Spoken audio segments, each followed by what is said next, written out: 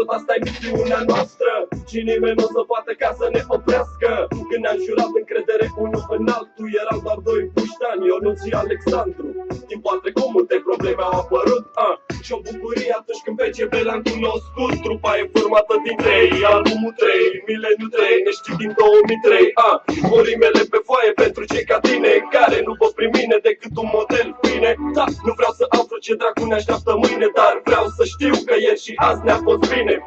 Multe luni adunate pe la studio, mii de hârtii pline de cerneala din stilou, și eu din nou valoros ca un lingo. Rămân până la capăt, tu rămâi doar un lingo. Pentru cine vrea să știe, uite că am revenit, am revenit, am revenit. Și o să fiu până la capăt, facem hit după hit, hit după hit, hit după hit. Pentru cine vrea să știe, uite că am revenit, am revenit, am revenit. Și o să fiu până la capăt, facem hit după hit, hit după hit, hit după hit. Mă trezesc dimineață, hai că plec după bani.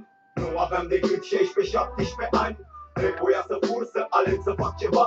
Bande negative pentru muzica mea, chiar așa cum am fost fără bani de la mama. La fel ca unul care mănâncă pâine cu rama. Am tras cât am putut ca să ajung până aici, ca să fac numere mari, mâncam pe pula de agarici.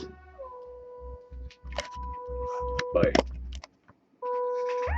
1, 2, 3, 1, 1, 2, 3. Probă de microfon când în față sunt ai mei, hey.